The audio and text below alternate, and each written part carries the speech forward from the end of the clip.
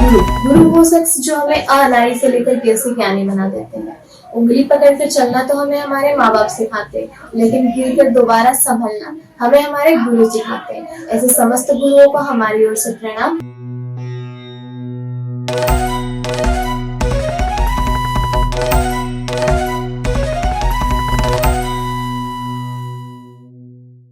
नमस्कार, मैं मोनिका शर्मा और आप देख रहे हैं नौफिकर न्यूज। सर्वप्रथम आप सभी दर्शकों को नौफिकर की ओर से शिक्षक दिवस की हार्दिक बधाइयां और शुभकामनाएं। गुरु गुरु वो शख्स जो हमें अनाड़ी से लेकर कैसे ज्ञानी बना देते हैं। उंगली पकड़कर चलना तो हमें हमारे माँ बाप सिखाते हैं, लेकिन गिर कर दोबारा संभलना हमें हमारे गुरु सिखाते हैं। ऐसे समस्त गुरुओं को हमारी ओर से प्रणाम। आज ऐसे ही गुरु हमारे साथ श्री भटनागर सर, जो विगत 27 वर्षों से शिक्षा के क्षेत्र में है और इन्होंने न केवल अपने संस्थानों व अपने विद्यार्थियों को शिक्षा के एक नए आयाम तक पहुंचाया है, बल्कि इन्होंने अपने विद्यार्थियों को एक अच्छा नागरिक बनने में भी सहयोग प्रदान किया है। तो आइए जानते हैं हम इनका अनुभव इन्हीं की जुबानी। तो सर, सर्वप्रथम आप हमारे दर्शकों को अपना परिचय दीजिए, साथ ही आप शिक्षा के क्षेत्र में अपना अनुभव भी बताइए व आपका शिक्षक बनने का उद्देश्य भी बताइए। नमस्कार, मेरा नाम दुर्गेश भटनागर। पिछले 27 सालों से पढ़ा रहा हूँ मैं। सबसे पहले तो कोचिंग स्टार्ट करी थी, तो हमने कोचिंग का नाम दिया था वीनस भटनागर साइंस, जो आज भी चल रही है। आज तो इन दोनों हमारे 4 सेंटर हो चुके हैं, सब अपनी जगहों पर चल रहे हैं। टीचर बनने का उद्देश्य शुरू से ही बाय चॉइस ही टीचर था, बाय चांस टीचर वाला काम नहीं था, चॉइस से ही टीचर बने। शुरू से इच्छा ही थी, क्योंकि घर में भी सभी टीचर थे, मम्मी पापा, अंकल, ताऊ जी, मामा, मामी, सभी मतलब सराउंडिंग में सभी टीचर्स थे। तो दिखता यही था कि यार ये एक अच्छा काम है, नोबल जॉब है, अच्छी चीज है। बच्चों का रिस्पेक्ट, उस समय मम्मी की तबीयत ज्यादा खराब होती थी तो नहीं पढ़ाता था, वो भैया और वो थोड़ा सा अच्छा लगता था। वो ऐसा लगा कि टीचर ही बनना सही है। पहले 5-7 साल तो पता नहीं चला, पर उसके बाद समझ में आया कि जिम्मेदारी बहुत बड़ी है, और फिर समय के साथ मैच्योरिटी आती चली गई और अच्छा लगने लगा था। शिक्षक दिवस के बारे में आप क्या कहना चाहेंगे? इसे हम किस प्रकार से मनाते आ रहे हैं और किस प्रकार से मनाना चाहिए? ठीक है, टीचर्स डे हर चीज का एक डे होता है, टीचर के लिए एक डे रख दिया है। लेकिन टीचर का जब तक बच्चा क्लासरूम में है तब तक उसकी एग्जाम नहीं हो रही है, क्योंकि आजकल 10 महीने का एक सेशन अगर अपन मान के चले तो वो 10 महीने पूरे उसके तो टीचर्स डे ही होता है, क्योंकि बच्चा रोज उसको रिस्पेक्ट देता है, रोज उनकी बात सुनता है, रोज उनकी डांट भी खाता है, तो सब चीजें होती है। तो टीचर के लिए टीचर डे रेगुलरली है, वो पर्टिकुलर हमने एक डे बना दिया है, तो ठीक है, वो भी एक अच्छी चीज है, होना ही चाहिए। तो टीचर हमेशा एक पॉजिटिव नेचर का ही व्यक्ति होता है, तो हर चीज अच्छी दिखती है, वो खराबी में भी कुछ ना कुछ अच्छी चीजें निकाल लेता है। तो टीचर्स डे होना चाहिए बच्चों को, क्योंकि उस दिन बहुत सारी चीजें बोलने में बच्चों के भी आ जाती है, क्योंकि रोज तो वो टीचर की सुनते हैं। वो एक दिन ऐसा होता है जब बच्चा टीचर के बारे में कुछ बोल लेता है, जब वो बता देता है कि यार टीचर के बारे में उसको क्या लग रहा है, टीचर को भी समझ में आता है कि बच्चे की फीलिंग्स क्या है, एक्चुअल में नेगेटिव है, पॉजिटिव है, क्या प्रॉब्लम चल रही है, मैं क्यों नहीं उस तक पहुंच पा रहा, मैं क्यों नहीं उसकी प्रॉब्लम सॉल्व कर पा रहा। तो अच्छी चीज है, टीचर्स डे मनना चाहिए। जो बच्चे जिस वे में मनाते हैं उस वे में वो अच्छा होता है। आपके संस्थानों के बारे में बताइए, वहाँ पर टीचर्स डे का सेलिब्रेशन किस प्रकार किया जाएगा? जैसे कोचिंग संस्थान पर तो कल का डे बहुत बिजी और हेक्टिक रहेगा, क्योंकि सारी सेंटर पे जाना है, सभी जगह से इन्विटेशन है, 2-2 घंटे 3-3 घंटे में सभी जगह होना है, और एक के बाद एक लगे हुए हैं। साथ में आपको स्कूल भी हो गया, हमारा यूएस इंटरनेशनल स्कूल भी है हमारा, तो स्कूल में भी बनेगा। तो सभी स्टूडेंट्स की इच्छा रहती है कि हम सर आए, बैठे और कुछ बातें हो जाए, क्योंकि बाकी सेंटर पे मैं इतना जा नहीं पाता हूँ, तो यहाँ वाले सेंटर, नंदनगर वाले सेंटर पे ही पढ़ा पाता हूँ मैं। स्कूल भी है, बहुत सारे काम काले, तो उनके चलते इतनी बिजी शेड्यूल होता है, तो सब सेंटर पे जाना नहीं होता। जिन सेंटर पे जाना नहीं होता उनको कल टाइम देना जरूरी है मेरा, तो कल उन बच्चों से मेरा इंटरेक्शन होगा, मिलना होगा। कुछ बच्चे पहले से हैं तो पहले से जानते हैं, कुछ नए जिन्हें कोचिंग ज्वाइन करी उनसे फर्स्ट टाइम इंटरेक्शन होगा मेरा, तो उनसे मिलना, उनसे बात करना। और मेरे को तो वैसे ही मेरे मतलब 16 से लेकर 22-23 साल के बच्चों के बीच रहता हूँ, तो मुझे इनके बीच ही मजा आता है।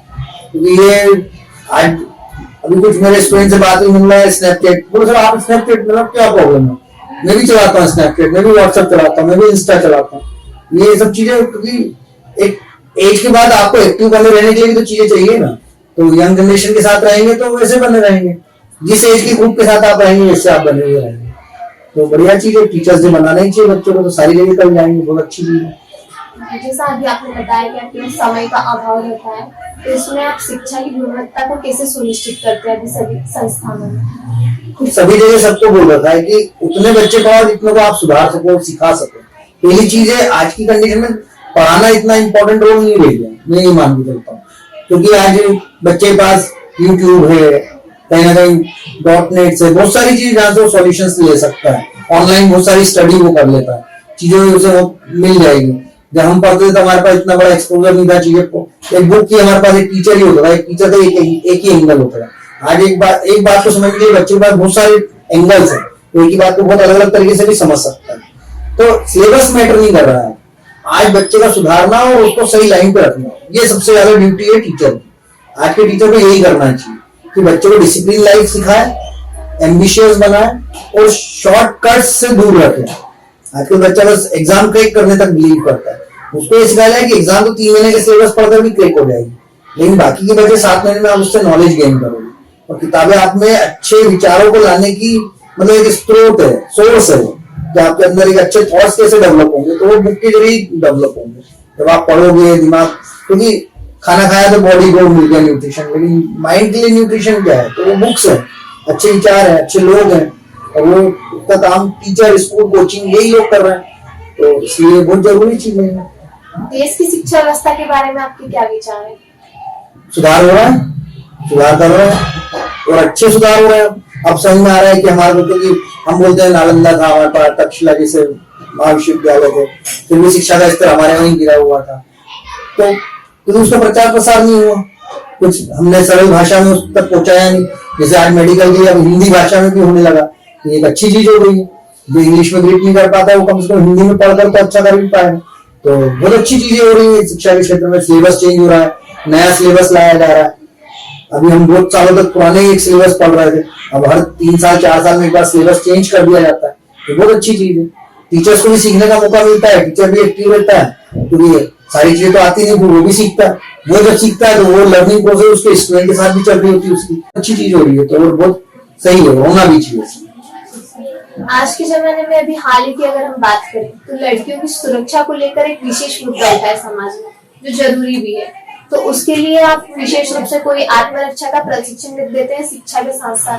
हाँ, मेरे स्कूल में मैंने कंपलसरी कर रखा है, 1st से लेके 8th तक के सारे बच्चों के लिए ताइक्वांडो है ना, क्योंकि वो डिफेंस में काउंट होता है। कराटे जो है वो अटैकिंग है, ताइक्वांडो जो है वो डिफेंस।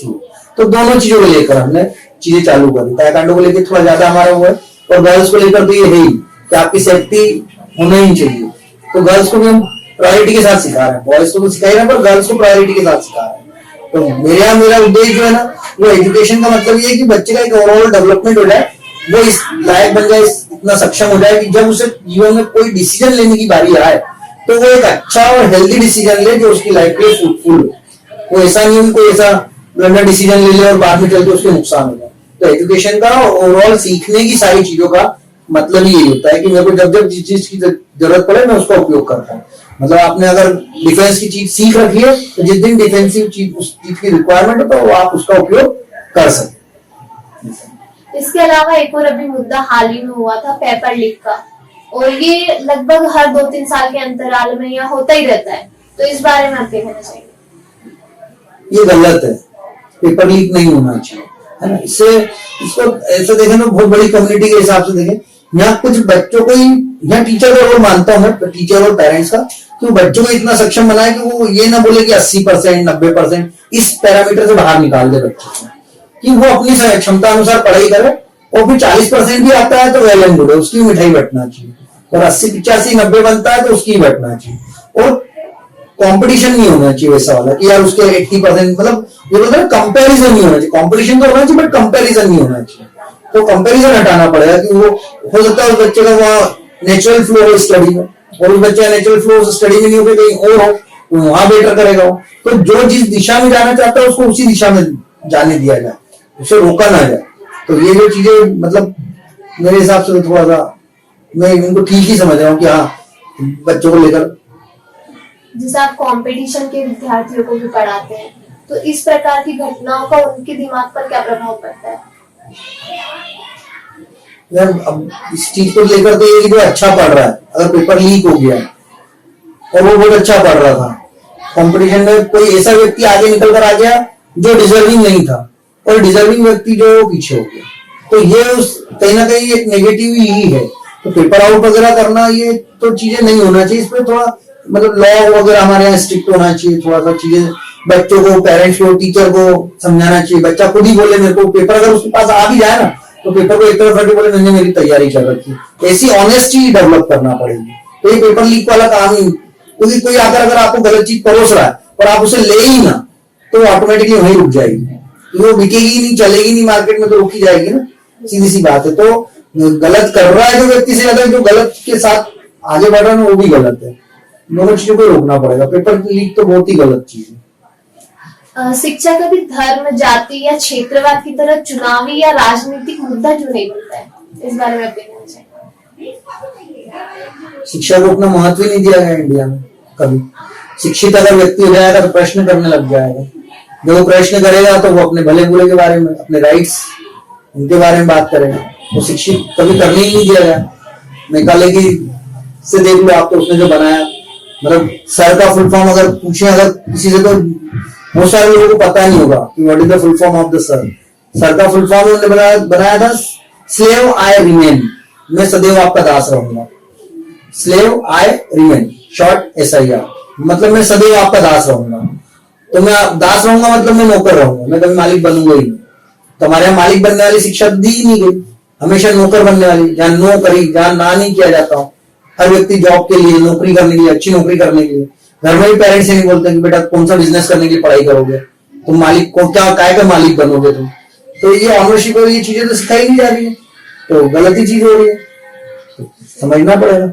इस क्षेत्र में आप काफी एक लंबे समय से हैं, तो अब तक की आपकी सबसे बड़ी चुनौती क्या रहेगी इस क्षेत्र में? मेरे को तो नहीं लगता कि कोई ऐसी कोई चुनौती आई या कोई ऐसा मेरे को लगा कि यार ये चीज परेशान करेगी। क्योंकि एक टीचर हमेशा से अंदर से अगर स्ट्रांग नहीं होगा और उसे कोई चीज अगर ऐसा लगने लगेगा कि यार ये चैलेंज कर रही है, तो वो गलत ही रहेगा। मैं चैलेंज के रूप में किसी चीज को लेता ही नहीं करूंगी। हाँ ठीक है, हो जाएगा, नहीं हो पाया तो ठीक है ना, नहीं कर पाएगा, हम मन भी नहीं है, बहुत सारी चीजें हम नहीं कर सकते है ना जो हम कर सकते हैं। क्योंकि इस समय मैं खुद को परेशान नहीं करूंगा। मैं सबसे पहली प्रायोरिटी खुद को लेता हूँ, मैं खुद को परेशान नहीं करता। खुद को परेशान नहीं करता, मैं मेरे दिमाग पे परेशानी का शिकन लाना पसंद नहीं करता। अगर वो आया भी, अगर कोई समस्या को दिख भी है, तो फटाफट उसके सॉल्यूशन निकालने की कोशिश करता हूँ। एज अ मैथ्स टीचर मेरे को यही लगता है कि इस चीज के लिए मैं बोलूंगा कि हमेशा ना हर चीज का सॉल्यूशन सब जगह पड़ा हुआ है। इंसान लेता नहीं है। लोग बोलते हैं अरे यार बहुत प्रॉब्लम है, मैं बोलता प्रॉब्लम नहीं, बहुत सॉल्यूशन है मेरे लिए जो मैं बोलता हूँ, मेरे लिए सॉल्यूशन बहुत सारे हैं। बस उसके अंदर एक चीज जो मेरे को लगती है, मेरे को ये सॉल्यूशन लेना है कि नहीं लेना है, ये लेना है कि नहीं लेना है। क्योंकि हम हर सॉल्यूशन को अपने तरीके से लेना पसंद करते हैं, अपने कंफर्ट जोन में सॉल्यूशन को लेना पसंद करते हैं। कई बार क्या होता है कि जैसे ये प्रोफेशन को कुछ लोग, जब इसमें भी मैं एक लाइन बोलता हूँ कि जब काम नहीं रहता है तो इंसान काम नहीं होता है, जब सफल हो जाता है तो काम में समस्याएं ढूंढता है। ये भी गलत है। आप जब आपके पास कुछ नहीं था तो आप काम ढूंढ रहे थे, अब आपको काम मिल जाए, अब काम मिल जाए तो उसमें समस्या ढूंढने की कोई बात नहीं। जैसा वो काम है उसके अनुरूप आपको अपने आप को ढालना पड़ेगा।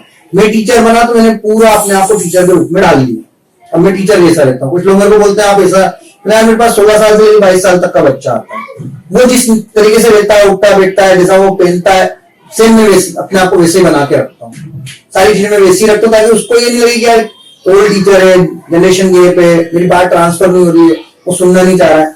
आज भी 14, 15, 16 साल का बच्चा मेरे से पढ़ने में बहुत खुशी पड़ता है। क्यों? क्योंकि मैं उसके लेवल पे उतर के उसकी जैसी बातें करके उसको मोल्ड करके फिर अपनी तरफ लाता हूँ। हर बच्चा आते से पढ़ना तो नहीं चाहता है। सुधार हो रहा है, सुधार कर रहे हैं और अच्छे सुधार हो रहे हैं। अब समझ में आ रहा है कि हमारे, क्योंकि हम बोलते हैं नालंदा था हमारे पास, तक्षशिला जैसे महाविश्वविद्यालय थे, फिर भी शिक्षा का स्तर हमारे वहीं गिरा हुआ था, तो उसका प्रचार प्रसार नहीं हुआ। कुछ हमने सरल भाषा में उस तक पहुंचाया नहीं। जैसे आज मेडिकल की अब हिंदी भाषा में भी होने लगा, तो एक अच्छी चीज हो गई। जो इंग्लिश में ग्रिप नहीं कर पाता है वो कम से कम हिंदी में पढ़कर तो अच्छा कर भी पाए। तो बहुत अच्छी चीजें हो रही है शिक्षा के क्षेत्र में। सिलेबस चेंज हो रहा है, नया सिलेबस लाया जा रहा है। अभी हम बहुत सालों तक पुराने एक सिलेबस पढ़ रहे थे, अब हर 3 साल 4 साल में एक बार सिलेबस चेंज कर दिया जाता है। तो बहुत अच्छी चीज है। टीचर्स को भी सीखने का मौका मिलता है, टीचर भी एक्टिव रहता है, क्योंकि सारी चीजें तो आती नहीं, वो भी सीखता है। वो जब सीखता है तो वो लर्निंग प्रोसेस उसके स्टूडेंट के साथ भी चल रही होती है उसकी। तो कहीं ना कहीं बच्चे को ये लगता है कि टीचर भी टीचर नहीं है, एक स्टूडेंट ही है। तो टीचर, डॉक्टर, लॉयर, ये तो ऑलवेज ऑन प्रैक्टिस ही होता है। आज के समय में जैसा कि आप जानते हैं कि शिक्षा का क्षेत्र बहुत ज्यादा प्रतिस्पर्धी हो गया है। हर गली चौराहे नुक्कड़ पर आपको 4-5 निजी कोचिंग संस्थान, 2-4 स्कूल मिल ही जाएंगे। तो ऐसे में आप अपने संस्थानों को उन सभी से अलग दिखाने के लिए क्या करते हैं? मैं अलग तो उनसे दिखाने की कोशिश, मैंने शुरू से जब चालू करा तब मैं भीड़ में शामिल ही नहीं हुआ। उस कंपटीशन में मैंने अपने आप को रखा ही नहीं कि मेरे को किसी यहाँ 400 बच्चे हैं तो मेरे 450 होना चाहिए। ये मैंने कभी पैरामीटर रखा ही नहीं। मैंने ये रखा कि मेरे बच्चों को मैं कितना अच्छा एजुकेशन दे सकता हूँ और लिमिटेड स्टूडेंट। आज भी अगर आपकी बात में करता हूँ तो अब मैं बोलता हूँ कि अब मैं सबसे अच्छा टीचर, मैंने पिछले 25 सालों में जितना पढ़ाया उससे ज्यादा बेहतर मैं आज की कंडीशन में काम कर रहा हूँ। क्योंकि अब मैं मात्र एक ही बैच 10th की, एक 11th की, एक 12th की, एक IIT 4 ही बैच पढ़ाता हूँ, लेकिन मेरा पूरा 100% जाता है। अब उससे पहले सुबह से लगे शाम तक लगे तो हर बैच में अपना 100% दे पाते होंगे। ये मेरे को नहीं लगता कि ऐसा हुआ होगा पास्ट टाइम पर प्रेजेंटली अब तो ऐसा लगता है कि जिस बैच में गए वहां पूरा अपना 100% दे पाते, क्योंकि पता है कि यार ये 1 घंटा इस बैच को देना, 3 घंटे पढ़ाना है, उसका फिर हम फ्री है।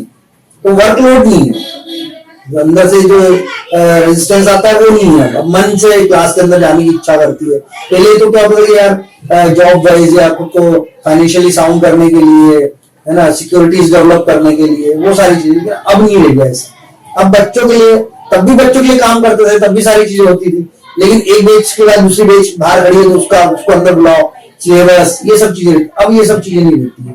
तो अब प्योर टाइम में अब सभी लोगों को एक बात बोलता हूँ कि मैं अभी सबसे यंगेस्ट टीचर हूँ, क्योंकि मतलब बायोलॉजिकल मेरी एज भले 44 हो रही होगी, लेकिन एज अ टीचर मेरी एज तो 25 कंप्लीट करके या 27 अगर मेरा ईयर पढ़ाने का है तो मैं 27 इयर्स ओल्ड ही हूँ। तो मैं 27 साल का एक यंग टीचर हूँ। तो मेरी एज एज अ टीचर अभी 27 इयर्स ही है। अभी तो मैं यंग हूँ, अभी तो बहुत पढ़ाऊंगा। इसी से रिलेटेड एक और क्वेश्चन है कि आजकल जो शिक्षा है वो बहुत ज्यादा महंगी हो गई है, कॉस्टली हो गई है, हर कोई उसे अफोर्ड नहीं कर पा रहा है। तो उस बारे में आप क्या कहना चाहेंगे? लोग बोलते हैं शिक्षा सस्ती होना चाहिए, मैं बोलता हूँ शिक्षा सुगम होना चाहिए, सबके पास पहुंच जाना चाहिए। वो सस्ती महंगी मैटर नहीं करती है, क्योंकि अच्छी चीजें की कीमत क्या ही लगाएंगे हम। तो शिक्षा की कीमत बहुत ज्यादा हो तो भी कोई मतलब नहीं, बहुत कम हो तो भी कोई मतलब नहीं। वो सुगम होना चाहिए, हर किसी के पास पहुंच जाना चाहिए। तो मेरा उद्देश्य है कि शिक्षा सबके पास पहुंचना चाहिए, सस्ती महंगी मैटर नहीं करती है ना। तो सभी के पास होना चाहिए, क्योंकि शिक्षा अगर सबके पास पहुंच गई ना तो उचित अनुचित का निर्णय करने की क्षमता पैदा हो जाएगी, और वो बहुत जरूरी चीज है। तो शिक्षा सरल और सुगम होना चाहिए। सस्ती महंगी को मैं ऐसा नहीं सोचता हूँ, क्योंकि क्वालिटी अगर किसी चीज में होगी तो डेफिनेटली उसकी एक कॉस्टिंग होगी, तो कॉस्टिंग तो पे करना ही पड़ेगी। एक अच्छा इंसान बनने की भी कॉस्टिंग होती है, उसे पे करना ही पड़ती है इंसान को। तो एक अच्छी चीज की क्वालिटी अगर है उसमें तो उसकी कॉस्टिंग तो पे करना पड़ेगी आपको। और आज के कमर्शियलाइज और कॉम्पिटिटिव वाले टाइम में तो ये सब चीजें, बहुत सारी चीजें, क्योंकि आज अगर आप DPS दे रहे हैं, डेली प्रैक्टिस शीट दे रहे हैं, तो उसका भी खर्चा ही लगता है। फिर आपको डिजाइन करने के लिए फिर वीडियो बना रहे हैं, एनिमेटेड बना रहे हैं, चीजें दिखाने के लिए, तो इन सब चीजों पे पैसा तो खर्चा होता ही है कहीं ना कहीं। तो ठीक है, एक ऐसी जिसको सब लोगों तक पहुंच जाए, एक ऐसी एजुकेशन का होना ही चाहिए। तो मैं इसको ऐसा नहीं मानता महंगा सस्ता शिक्षा ऐसी, मतलब मैंने भी पढ़ाई करी है तो शिक्षा अगर उस समय भी महंगी थी, उस समय MCA MBA आए ही थे, मतलब जो प्रोफेशनल कोर्सेज थे वो आए थे, और फिर भी मैंने भी तो करा ही थे। तो मुझे तो नहीं लगा कि ऐसा कोई महंगा था। मैंने अपनी पढ़ाई करते करते अपना अर्न करा, और काम करते करते अर्न करके पढ़ाई पूरी करके करा काम। तो कोई ऐसा बड़ा इशू मैं नहीं मानता। सरल और सुगम होना चाहिए शिक्षा। आज के युग को डिजिटल युग कहा गया है, तो डिजिटल शिक्षा कितना महत्व रखती है और आप किस प्रकार अपने छात्रों को डिजिटल शिक्षा भी प्रोवाइड करते हैं? डिजिटलाइजेशन जो हुआ है तो बहुत अच्छी चीज है। मतलब अभी जितनी भी चीजें हो रही है, यार वेरी लकी कि हम इस जनरेशन के लोग हैं जहां हमें सब देखने को मिल रहा है। मतलब हम AI और ChatGPT भी देख पा रहे हैं। तो अगर डिजिटलाइजेशन हो रहा है तो बहुत ही अच्छी चीज हो रही है, बहुत जरूरी चीज है, होना भी चाहिए। उससे हर चीज, आज पहले हम कोई चीज बोल के समझाते थे, लेकिन आज की कंडीशन में जो उसका VFX आता है, खुल के वो सारी चीज आती है। बायोलॉजी में तो बहुत ज्यादा रिक्वायरमेंट है इस चीज की, और सब्जेक्ट में तो इतना, फिजिक्स में भी है, केमिस्ट्री में भी है, बाकी सब्जेक्ट में हो सकता है उसका रोल थोड़ा कम हो, लेकिन इन साइंस वाले सब्जेक्ट में तो बहुत ज्यादा रोल है इनका। कि बच्चों को समझना हो तो हर चीज को बहुत अच्छे से समझ सकता है ना, कि कोई चीज किस शेप में, वायरस किस शेप में दिखता है, वो सब चीजें उनको समझना है कि तो बहुत अच्छी चीज है। तो और डिजिटलाइजेशन होने से गांव गांव तक पहुंच रही है एजुकेशन, सबसे बड़ी चीज है। आज यूट्यूब पे जो बच्चे, जहाँ टीचर के पास मतलब बच्चा नहीं पहुंच पा रहा, वो यूट्यूब के जरिए पढ़ाई कर ले रहा है, तो बहुत अच्छी चीज हो रही है। तो और बहुत सही है, होना भी चाहिए। आज के जमाने में अभी हाल ही की अगर हम बात करें तो लड़कियों की सुरक्षा को लेकर एक विशेष मुद्दा उठा है समाज में, जो जरूरी भी है। तो उसके लिए आप विशेष रूप से कोई आत्मरक्षा का प्रशिक्षण देते हैं शिक्षा के साथ साथ? हाँ, मेरे स्कूल में मैंने कंपलसरी कर रखा है, फर्स्ट से लेके 8 तक के सारे बच्चों के लिए ताइक्वांडो है ना, क्योंकि वो डिफेंस में काउंट होता है। कराटे जो है वो अटैकिंग है, ताइक्वांडो जो है वो डिफेंस। तो दोनों चीजों को लेकर हमने चीजें चालू करी। ताइक्वांडो को लेकर थोड़ा ज्यादा हमारा हुआ है, और गर्ल्स को लेकर तो ये है ही कि आपकी सेफ्टी होना ही चाहिए। तो गर्ल्स को भी हम प्रायोरिटी के साथ सिखा रहे हैं, बॉयज को तो सिखा ही रहे हैं, पर गर्ल्स को प्रायोरिटी के साथ सिखा रहे हैं। होता है कि जैसे ये प्रोफेशन को कुछ लोग, जब इसमें भी मैं एक लाइन बोलता हूँ कि जब काम नहीं रहता है तो इंसान काम नहीं होता है, जब सफल हो जाता है तो काम में समस्याएं नहीं होता है। ये भी गलत है। आप जब आपके पास कुछ नहीं था तो आप काम ढूंढ रहे थे, अब आपको काम मिल जाए, अब काम मिल जाए तो उसमें समस्या ढूंढने की कोई बात नहीं। जैसा वो काम है उसके अनुरूप आपको अपने आप को ढालना पड़ेगा। मैं टीचर बना तो मैंने पूरा अपने आप को टीचर के रूप में डाल लिया। अब मैं टीचर जैसा रहता हूँ। कुछ लोग मेरे को बोलते हैं आप ऐसा, मेरे पास 16 साल से 22 साल तक का बच्चा आता है, वो जिस तरीके से रहता है, उठता बैठता है, जैसा वो पहनता है, सेम मैं अपने आप को वैसे बना के रखता हूँ। सारी चीजें मैं वैसी रखता हूँ ताकि उसको ये नहीं लगे कि यार ओल्ड टीचर है, जनरेशन गैप है, मेरी बात ट्रांसफर नहीं हो रही है, वो सुनना नहीं चाह रहा है। आज भी 14, 15, 16 साल का बच्चा मेरे से पढ़ने में बहुत खुशी पड़ता है। क्यों? क्योंकि मैं उसके लेवल पे उतर के उसकी जैसी बातें करके उसको मोल्ड करके फिर अपनी तरफ लाता हूँ। हर बच्चा आते से पढ़ना तो नहीं चाहता है, तो कुछ दिन उसके साथ उसको बैठ के उसको समझाना, उसके साथ मतलब मिलता हूँ, उससे इंटरेक्शन बढ़ाता हूँ, फिर धीरे धीरे उसको स्टडी की तरफ लाता हूँ, तब वो मेरी बात सुनने लगता है। ऐसा सब कुछ होता है, तो ये जरूरी चीजें हैं। जैसे आजकल हम देखते हैं कि कई विद्यार्थी जो कंपटीशन में या अन्य परीक्षाओं में फेल हो जाते हैं तो वो आत्महत्या जैसे गलत कदम भी उठा लेते हैं। तो उन विद्यार्थियों को आप क्या संदेश देना चाहेंगे? देखो, जब भी जीवन में ऐसे नेगेटिव विचार आए ना, तो उसका जो मैं इतने दिनों से देख रहा हूँ उसमें क्या होता है, व्यक्ति एक चीज सोचता है कि मेरे ही साथ ऐसा क्यों। तो जीवन में आप ये क्वेश्चन हटा दो, सबके साथ सब कुछ हुआ है, कहीं ना कहीं अच्छा कहीं ना कहीं बुरा। किसी को भी देख लो, आप हमारे ग्रंथों को उठा लो तो वहां पर भी आपको हर बड़े कैरेक्टर के साथ कुछ ना कुछ गलत हुआ है। राम जी अगर सोच लेते कि यार सीता जी चले गए, मेरी वाइफ के साथ ऐसा क्यों हुआ, तो उन्हें वो वापस नहीं ला पाते। कृष्ण जी सोच लेते कि मेरे माता पिता के साथ ऐसा हुआ, तो वो फिर आगे कुछ बात ही नहीं बनती। तो जीवन में कभी इस बारे में ये सोचना कि मेरे साथ ऐसा क्यों हुआ, ये नहीं सोचना। कुछ भी किसी के साथ कभी भी हो सकता है। जब अच्छा हो सकता है तो फिर बुरा भी हो सकता है, एक चीज। दूसरा, अगर आप आत्महत्या सुसाइड जैसा अगर सोच रहे हैं, आपके माइंड में वो चीज आ रही है, तो आप उससे पहले आप उन माँ बाप को देखें। अगर 16 से लेकर 22 साल का कोई बच्चा अगर सुसाइड करता है तो 16 साल से पहले माँ बाप ने कितनी मेहनत करी, और वो 16 साल नहीं, 16 ईयर्स एंड 9 मंथ जो मदर ने भी पेन फील करा है। आप वो सब चीजें याद करो। कुछ जीवन में इतना बुरा नहीं होता है, मतलब बॉडी में से कोई एक पार्ट, अगर ये कोई ऑर्गन अगर निकल भी जाए, पार्ट निकल भी जाए ना, तो भी इतना बुरा नहीं होता है। बहुत सारे लोगों को देखो ना आप, जिनके बचपन से आंखें नहीं होती, हाथ नहीं होती, तो वो भी तो सर्वाइव करते हैं। तो आप उस समय अपने आप को पॉजिटिव करने के लिए हमेशा उन लोगों को देखो जो जिनकी स्थितियां बहुत बेकार है, आपसे बहुत बेकार है। जब आप देखोगे तो आपको कंपेयर करने में उस जगह आ जाएगा, ये नेगेटिव कंपैरिजन है बट आ जाएगा, लेकिन आपके लिए पॉजिटिव काम करेगा।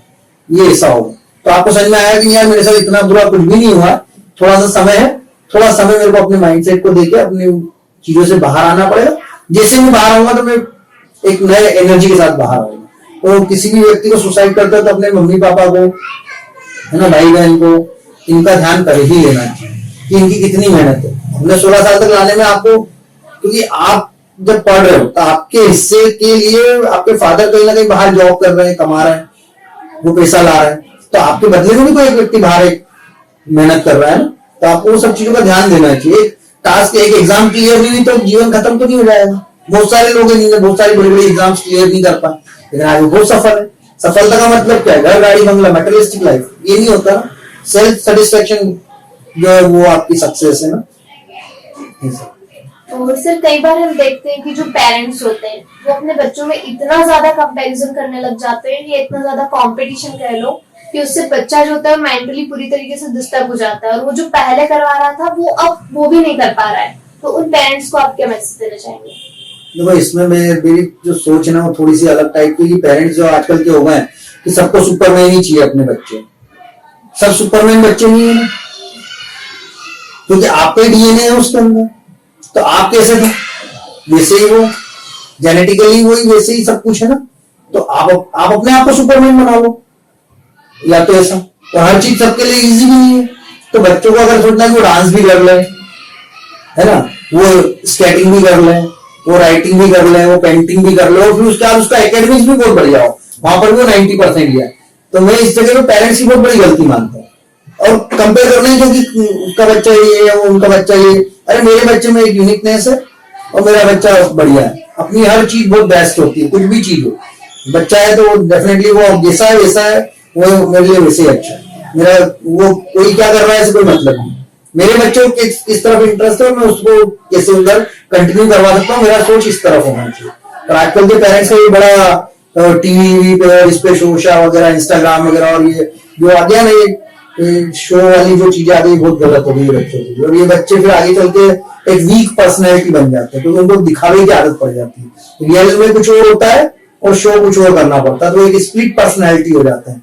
और स्प्लिट पर्सनैलिटी फिर डेवलप नहीं हो पाती ना, चीजें ये प्रॉब्लम आती है। तो पेरेंट्स को इन सब चीजों से बहुत दूर रहना चाहिए, बिल्कुल नहीं करना चाहिए चीज। अगर बच्चे का एकेडमिक है तो आप शुरू से अगर, क्योंकि कभी भी अगर कोई बच्चा अनसक्सेसफुल हुआ लाइफ में, तो इसके responsible first parents, second teacher, वो स्कूल, वो कोचिंग, जो भी जिन लोगों के टच में, कॉलेज या कहीं और वो कुछ और सीखने गया, तो वो सारे लोगों का फेलियर है, उस बच्चे के फेलियर है। क्योंकि बच्चा तो जब होगा तो उसको कुछ समझ नहीं आता, उसको तो जो आप समझाओगे वो समझने लग जाएगा। तो आपको उस बच्चे को अगर एकेडमिक अच्छा करना है तो शुरू से पढ़ाई के वाले वे पे रखो, फिर दूसरी तरफ उसको डिस्ट्रैक्ट मत करो। तो बच्चे का दिमाग, आपकी तो एज, उस बच्चे की एज कैपेसिटी में बहुत ज्यादा अंतर है। फिर आप उसे डाइवर्ट करके रखोगे कि आप स्केटिंग भी करो, ये सब चीजें करो, अदर सारी चीजें, डांस भी करो, और फिर आप एकेडमिक भी अच्छा करो, तो बच्चा कितना करेगा।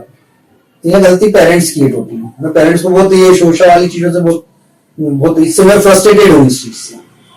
लास्ट क्वेश्चन कि आपके संस्थान के जो पूर्व विद्यार्थी रहे, उन्होंने अब तक क्या क्या उपलब्धियां हासिल की, उस बारे में आप थोड़ा सा बताना चाहिए। 27 ईयर्स में बहुत सारे स्टूडेंट हैं, बहुत सारे अभी मैं कांटेक्ट में भी हूँ, टच में भी, बहुत सारे से बातचीत भी होती है ना। जैसे अभी मेरी एक स्टूडेंट जो है वो डिप्टी कलेक्टर है, शिवानी तरोटिया। आप देखोगे तो आपको कंपेयर करने में उस जगह आ जाएगा, ये नेगेटिव कंपैरिजन है बट आ जाएगा, लेकिन ये आपके लिए पॉजिटिव काम करेगा, ये ऐसा होगा। तो आपको समझ में आएगा कि यार मेरे साथ इतना बुरा कुछ भी नहीं हुआ, थोड़ा सा समय है, थोड़ा समय मेरे को अपने माइंडसेट को देके अपनी चीजों से बाहर आना पड़ेगा। जैसे मैं बाहर आऊंगा तो मैं एक नए एनर्जी के साथ बाहर आऊंगा। तो किसी भी व्यक्ति को सुसाइड करता है तो अपने मम्मी पापा को, है ना, भाई बहन को, इनका ध्यान कर ही लेना चाहिए कि इनकी कितनी मेहनत है। अपने 16 साल तक लाने में आपको, क्योंकि आप जब पढ़ रहे हो तो आपके हिस्से के लिए आपके फादर कहीं ना कहीं बाहर जॉब कर रहे हैं, कमा रहे हैं, वो पैसा ला रहे हैं, तो आपके बदले में भी कोई एक व्यक्ति बाहर एक मेहनत कर रहा है ना। तो आपको सब चीजों का ध्यान देना चाहिए। टास्क, एक एग्जाम क्लियर नहीं हुई तो जीवन खत्म तो नहीं हो जाएगा। बहुत सारे लोग हैं बहुत सारी बड़ी बड़ी एग्जाम्स क्लियर नहीं कर पाए, लेकिन आज वो बहुत सफल है। सफलता का मतलब क्या है? घर, गाड़ी, बंगला, मटेरियलिस्टिक लाइफ, ये नहीं होता। सेल्फ सेटिस्फेक्शन जो है वो आपकी सक्सेस है ना।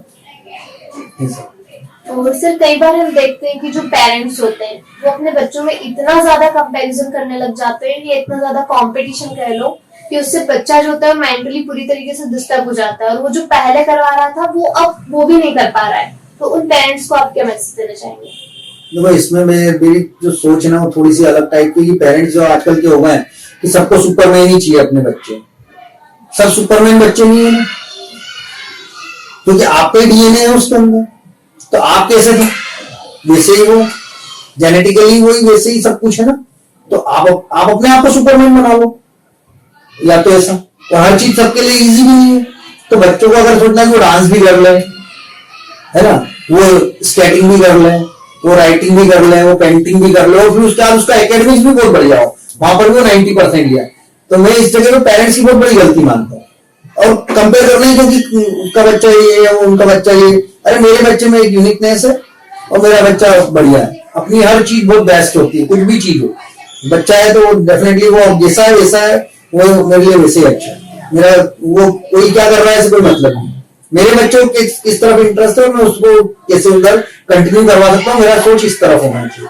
और आजकल के पेरेंट्स का ये बड़ा टीवी पे, इस पे शोशा वगैरह, इंस्टाग्राम वगैरह, और ये जो आ गया ना, ये शो वाली जो चीजें आ गई बहुत गलत हो गई बच्चों की, और ये बच्चे फिर आगे चल के एक वीक पर्सनैलिटी बन जाते हैं, क्योंकि उनको दिखावे की आदत पड़ जाती है।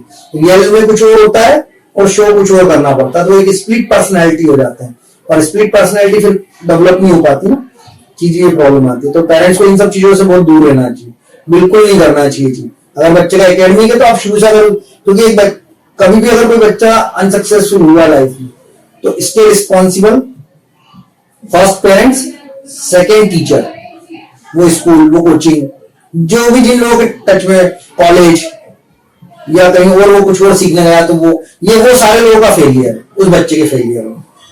क्योंकि बच्चा तो जब होगा तो उसको कुछ समझ नहीं आता, उसको तो जो आप समझाओगे वो समझने लग जाएगा। तो आपको उस बच्चे को अगर एकेडमिक अच्छा करना है तो शुरू से पढ़ाई के वाले वे पे रखो, फिर दूसरी तरफ उसको डिस्ट्रैक्ट मत करो। तो बच्चे का दिमाग, आपकी तो एज, उस बच्चे की एज कैपेसिटी में बहुत ज्यादा अंतर है, फिर आप उसे डाइवर्ट करके रखोगे कि आप स्केटिंग भी करो, ये सब चीजें करो, अदर सारी चीजें, डांस भी करो, और फिर आप एकेडमिक भी अच्छा करो, तो बच्चा कितना करेगा। तो यह गलती पेरेंट्स की होती है। मैं पेरेंट्स को बहुत ये सोशल वाली चीजों से बहुत इससे मैं फ्रस्ट्रेटेड हूँ इस चीज से। लास्ट क्वेश्चन कि आपके संस्थान के जो पूर्व विद्यार्थी रहे हैं, उन्होंने अब तक क्या क्या उपलब्धियां हासिल की, उस बारे में आप थोड़ा सा बताना चाहिए। 27 ईयर्स में बहुत सारे स्टूडेंट हैं, बहुत सारे अभी मैं कांटेक्ट में भी हूँ, टच में, बहुत सारे से बातचीत भी होती है ना। जैसे अभी मेरी स्टूडेंट जो है वो डिप्टी कलेक्टर है, शिवानी तरोटिया। इसके अलावा आईटी सेक्टर में बहुत सारे स्टूडेंट्स हैं, बड़ी बड़ी कंपनियों में, इन्फोसिस, टीसीएस, एसेंचर, ऐसी बहुत बड़ी कंपनी, अमेजोन वगैरह सभी जगहों पे बहुत आज मेरे स्टूडेंट, कुछ डॉक्टर्स भी हैं। तो होती है, बहुत सारे बच्चों से बात होती है, कोई लॉयर बन रहा है, कोई डॉक्टर है, जो पुलिस में है, तो सब अलग अलग प्रोफेशंस में है, तो लोगों से हो जाती है बात। और काफी अच्छी पोजीशन पर है बच्चे, जिनने मेहनत करी वो बहुत अच्छी पोजीशन, मतलब ऐसा कोई लाइन नहीं जहाँ आज मैं सोचूं और मैं कोशिश करूं कि यार मेरा यहाँ स्टूडेंट होना चाहिए, तो मेरे को हाँ मेरा वो स्टूडेंट मिल ही जाएगा। वो साइबर सिक्योरिटी वाली लाइन हो, या किराने की दुकान का मैं सोच लूं कि यार ये वाला, या मेडिकल का सोच लूं मैंने फार्मेसी कॉलेज में भी पढ़ाया, तो कहीं ना कहीं मेरा कोई ना कोई स्टूडेंट मेरे को मिल ही जाता है आज की कंडीशन में, कहीं ना कोई टच में आ ही जाता है।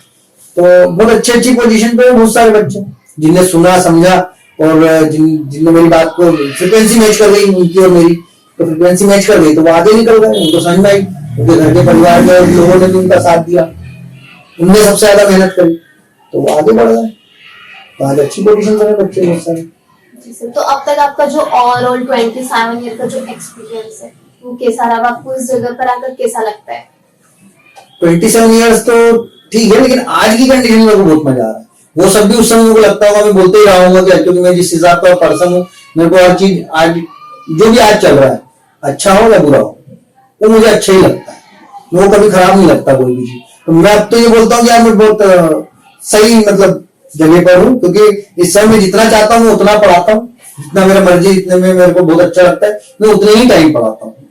मेरे को आज ये इनसिक्योरिटी नहीं है कि आज मैं नहीं पढ़ाऊंगा तो 10 साल बाद जब मेरा बुढ़ापा आएगा तो क्या होगा, मतलब फाइनेंशियल सिक्योरिटी डेवलप हो गई है, तो अब मैं मन से पढ़ाता हूँ। मतलब वो सही मन था, लेकिन आज की कंडीशन में एक बेफिक्री है, क्लास में गए हैं तो बहुत निश्चिंत होकर पढ़ाते हैं, किसी चीज का कोई डर नहीं है, आज वो फियर खत्म हो गया लाइफ में से। तो अब जो मैं देखता हूँ तो मेरे को लगता है कि हाँ, मैंने जो आज से 27 साल पहले जो डिसीजन लिया था वो मेरे हर तरीके से सही है, मेरी फैमिली के लिए भी सही है, मेरे लिए भी सही है, सोसाइटी के लिए भी सही है। तो ओवरऑल मैं आज अपने आप को बहुत वेल सेटिस्फाइड पाता हूँ और बहुत अच्छा पाता हूँ। धन्यवाद सर आपका कीमती समय देने के लिए। Thank you ma'am. आज के इस खास साक्षात्कार में हमने वीनस भटनागर साइंस इंस्टीट्यूट व यूएस इंटरनेशनल स्कूल के संचालक श्री दुर्गेश भटनागर सर के साथ कई मुद्दों पर चर्चा की, जिससे हमें कई प्रकार की नई जानकारी मिली। ऐसी से भी नई जानकारियों के लिए निरंतर बने रहेंगे नो फिकर के साथ। धन्यवाद। एक बार फिर से समस्त दर्शकों को शिक्षक दिवस की हार्दिक शुभकामनाएं।